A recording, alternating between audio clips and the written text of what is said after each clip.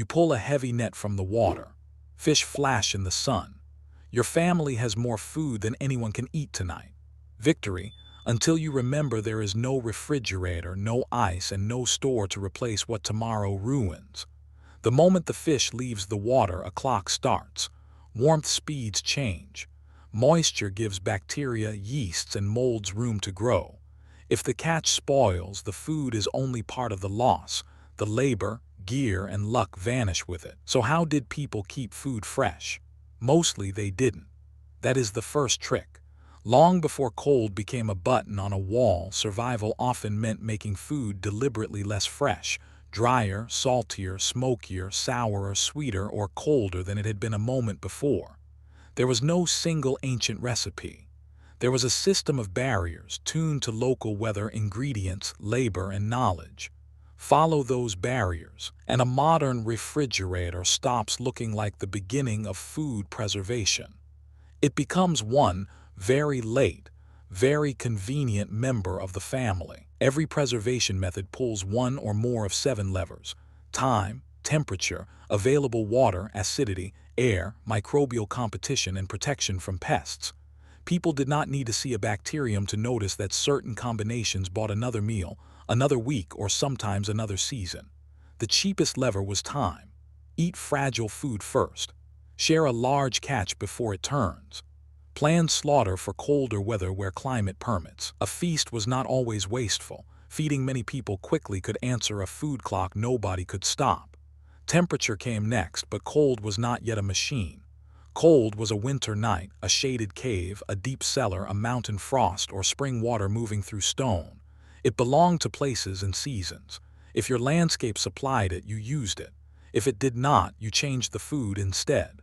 And that leads to the most important lever of all: water. Not simply whether food feels wet, but how much water is available for microorganisms to use. Food scientists call this water activity.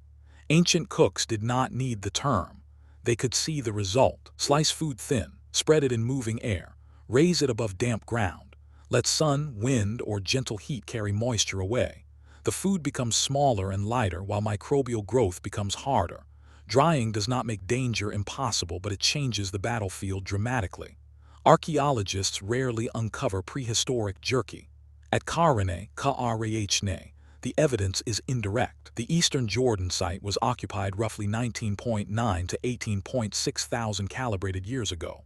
Bone patterns and context support meat drying, but storage is notoriously difficult to see after thousands of dinners. Plant foods sometimes leave a clearer fingerprint.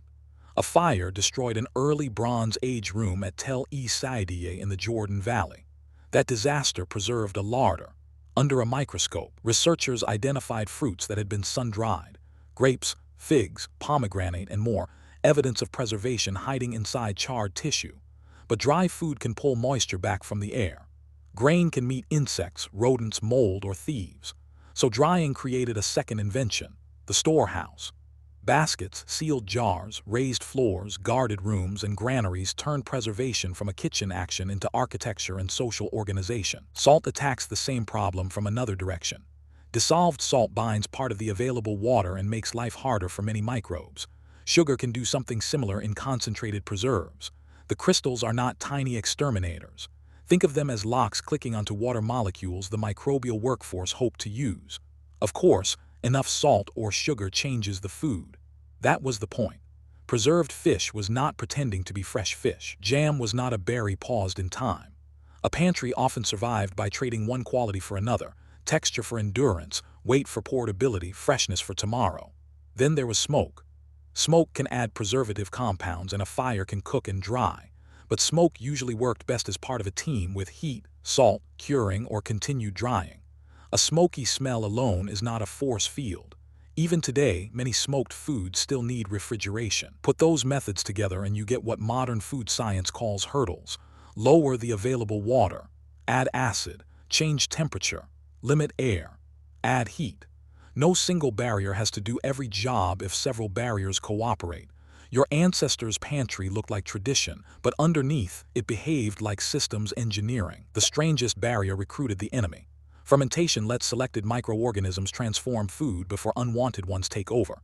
In lactic fermentation, bacteria consume carbohydrates and produce acid.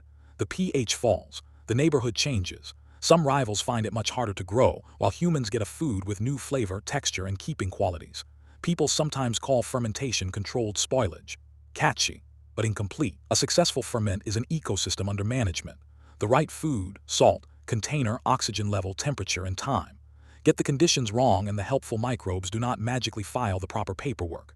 At Rakefet, Rakefet, cave in present-day Israel, residue where, and experiments with stone mortars support cereal-based brewing around 13,000 years ago.